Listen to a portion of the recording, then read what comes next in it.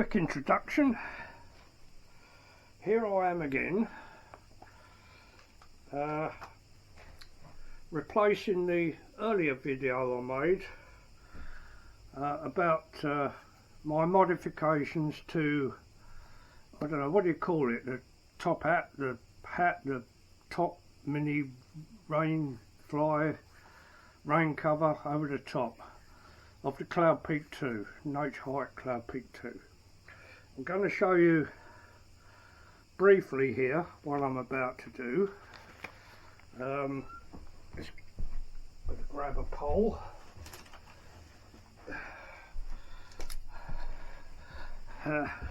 Pop that here for a tick. Right, just going to show you the bits that I'm going to use. The original cotton that I intended was pretty standard polyester cotton. It seemed reasonably strong, but ultimately I wasn't happy with it, so I've got a bloody great roll of this. This roll will last the rest of my life and most likely all of the next life as well. But what it is, don't tell you much on there, but it's a nylon. It is, I cannot physically pull it and break it, so it's pretty strong. I've got this colour because the straps I'm going to use is green, as near as possible to match the tent, green. That's 10 millimeters wide, that is. I don't know if you can see that. I got this colour because it roughly matches the yellow here, and as if I can find one, got orangey yellow stitching there, yellow there. So there we go, that should be plenty strong enough for the sewing bit. For the sewing bit, I've got a load of these needles. Are not quite normal. I forget what those called, something to do with darning socks or something, but they've got bigger holes at the end. That just helps me with my eyesight, but other than that, they're pretty standard sewing needles, dirt cheap, so I'm going to be using them. These were assorted thimbles for going over my finger, because I'm pretty sure that fingers are going to get destroyed in the sewing process. These will help.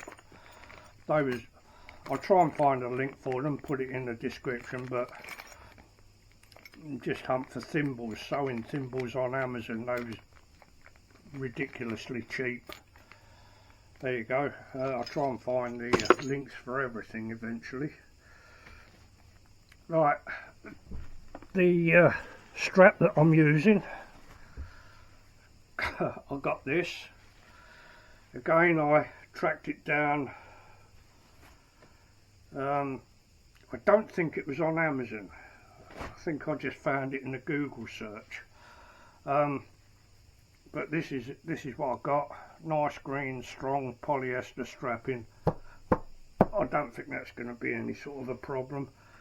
It's 10 millimeters wide, because I wanted to, I mean that's 15 I think millimeters there, but other bits, bit down here is 10, as you can see, and the bit that I'm going to join it to, the bit of the RainFly, that's 10, but I won't be joining it to that. I will be doing other mods. I'm going to be using some bungee cord to make a smaller, stronger loop there. Right, now having done that, I'm going to just pop this in there. Let's move it up so it balances better. Here we go.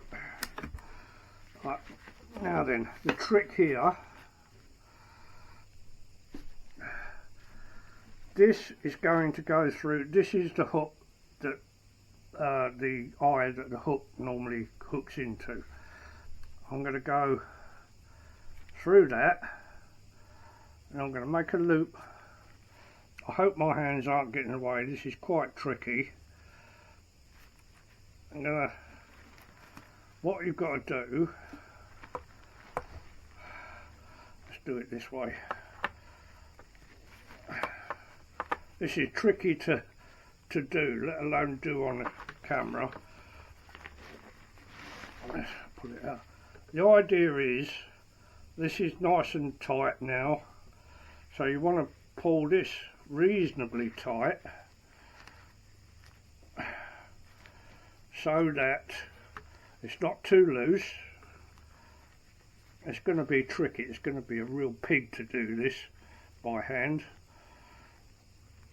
I don't have a sewing machine, so it's got to be done by hand. My daughter said to use her sewing machine, but I honestly don't think it's going to work under these circumstances. But that's what you want, so it's not too loose, because if it's too loose it's going to slide up there too far, and I don't want that to happen. If it's too tight you won't be able to get this on properly, of course. So I have actually measured that. If I make a loop there, where's my tape measure? I can't see my tape measure, doesn't matter. I've actually measured it so that for me, on my setup, that's going to be 30 millimeters along there. A 30 millimeter loop when it's flattened out, of course. So that's what I'm going to do for the first bit. Then on the top of that, let's get it right way round. I haven't put a strap in there yet. I will put that bit on to there, and then the top end, that will go through the rubber bungee cord loop that I'm going to make on the end. So we now have all this.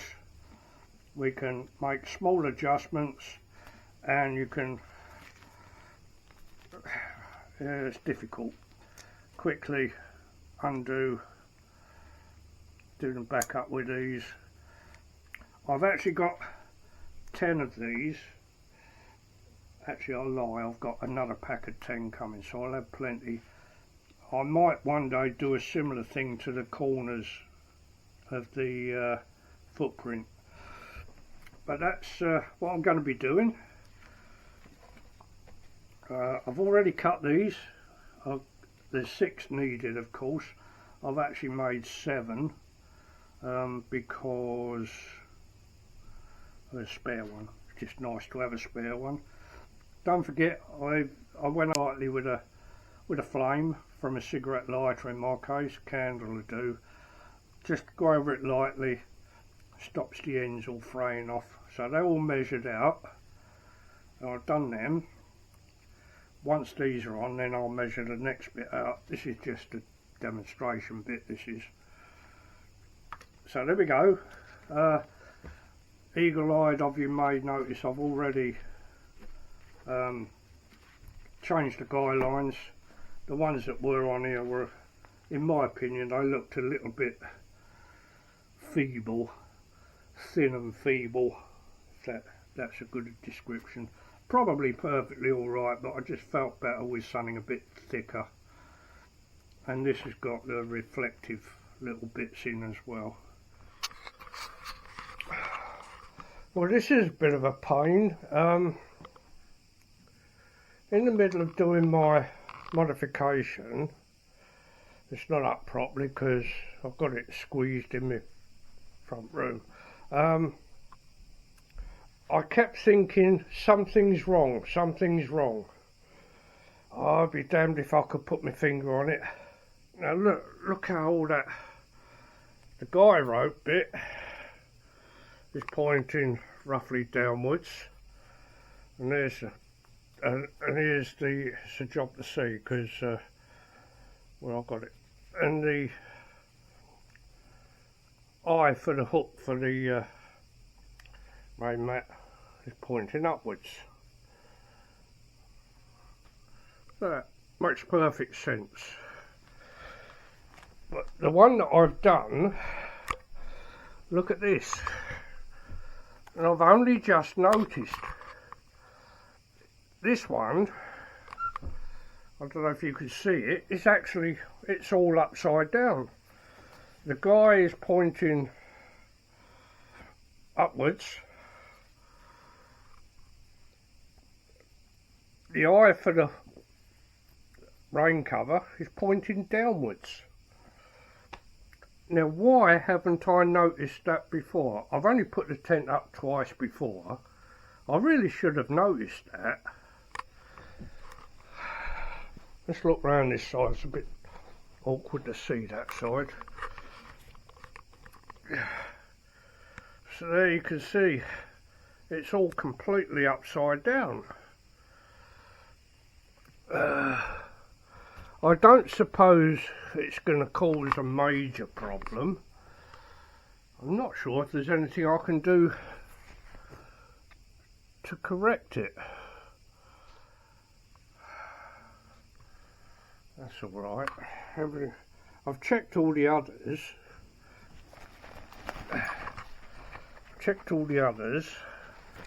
There's another one that I've completed, or well, not complete, I've got part of it done, but that's all the right way round. That one's the right way round.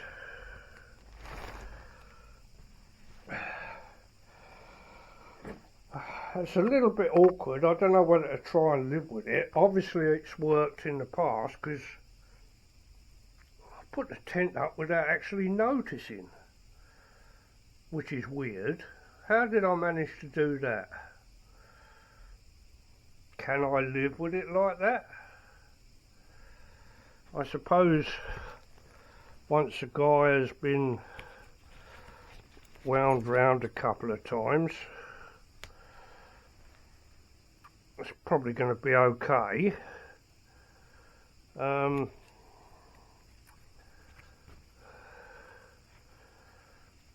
Other than that, I don't know if there's much I can do about it. I wonder if I'm the only one with that fault. Can you call it a fault? I suppose it is a fault. Right, not much I can do at the moment. Cup of tea time. I'm back again. Just quickly, I'm going to add this bit. Now earlier I showed you what was going on here, and you obviously spotted that I was having considerable difficulties holding this all together.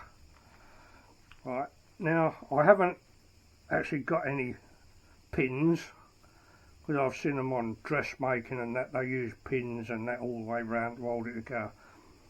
I haven't got any pins, but if I had, I doubt that they would work on this. So I've had to think outside the box a little bit. So what I'm doing, you'll notice I've removed the pole now to make life a little bit easier. I'm going to fold it in place. Going to measure it. I'm doing from 10, just easier. 10, 11, 12, 13, so we've got 30 millimeters there. So what I'm going to do, carefully get hold of it, just open the loop up a little bit, make the ends all nice and straight, and then I'm going to do this, mole grips, just over the edge a little bit there, just overlapping enough to hold it, and there we go. Now I can hold it in place while I start sewing down one edge. And once I've done that, of course, that'll hold it together, and I can undo these.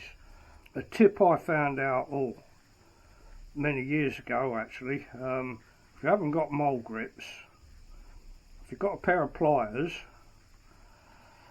wrap a good few elastic bands around the handles of pliers, normal household pliers, and that should be strong enough to hold it as well. But here I'm using my mole grips. Start sewing one edge, maybe a bit along there, and then I can remove the mole grips because it should hold together nicely. I'm sure you can see the difference in that. That's a fair bit more chunky, nice and tight. Now what I've done, how can I measure this? Right, if we get a loop like that, I've made it inside is difficult to be exact, but close as I can make it, that's a 3-inch loop. Okay, there's no real reason for it being 3 inches. It's about right, and it's going to be a measurement that I can keep consistent all the way round, I suppose. I need both hands for this, but when it's stretched, it stretches by about 1 inch, so it stretches to about a 4-inch loop. And I'm going to leave these on all the time. Well, I say all the time, I'm going to leave them on for the first few goes to make sure that everything's working okay, and they'll always be there for an emergency if needed. Right, so that's that bit. I'm going to do a bit more sewing now. So I'll tuck that out of the way. These are the clips I'm using, by the way.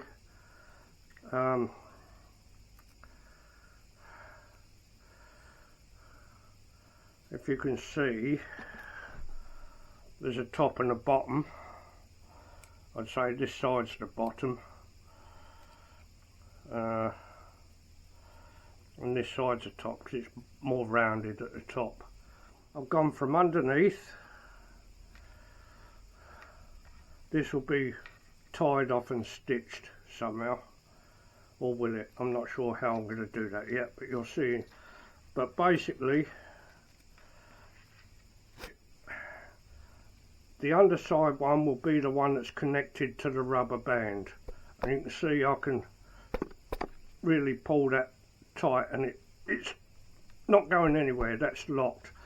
But if I pull this one, it'll move quite freely, and that'll be the adjustment. There we go, nice short bit now. It's still nice and tight. I can loosen it off quite easily, and now I've got a longer bit. So that'll be the adjustment.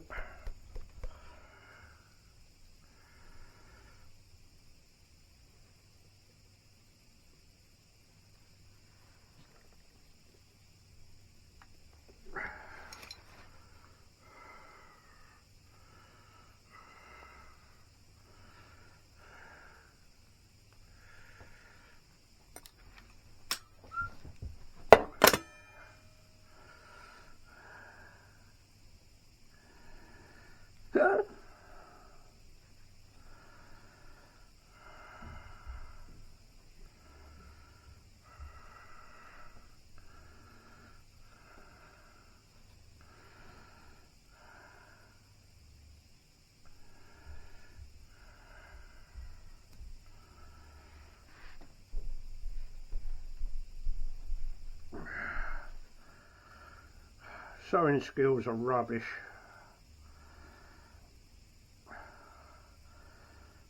I used to be brilliant about 30 years ago. It's so bloody good now. Never mind. I ain't bothered what it looks like too much. I just want it to be strong and sturdy enough to do the job. What I'm definitely going to do though when I'm finished, all the strapping, all this green strap, and obviously all the stitching, I'm going to give it a good soak in, what's it called? I forgot what it's called. Fab Seal Gold. I've got a tin of Fab Seal Gold under the sink. I'm going to spray the whole lot, give it a good soak in it. Should help to stop it going rotten. Tell you what though, this nylon is a lot nicer for sewing because it doesn't fray at the ends, so it makes it dead easy to, or a lot easier to thread through the eye of the needle. It doesn't get all tangled up and knotted up like normal cotton does. It's quite a lot better. It's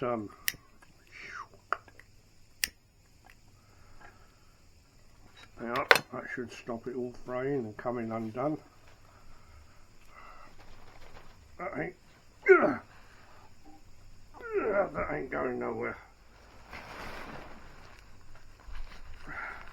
I'll have to adjust the length here, probably something like that.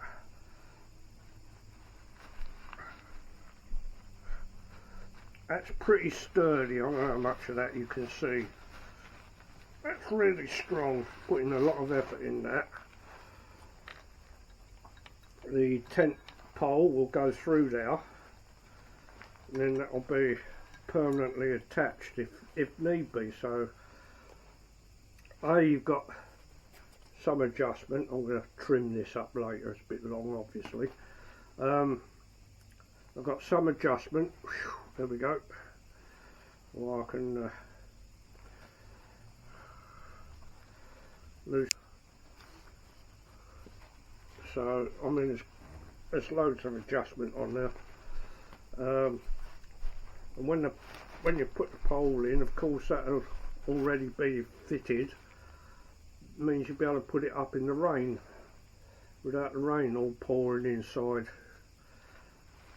So I'm quite pleased with that. Quite pleased with that. So it's one down. I think I've got about 5.5 more to go. Yeah, that should be okay. I think we'll find out when I get the whole lot finished and the tent put up.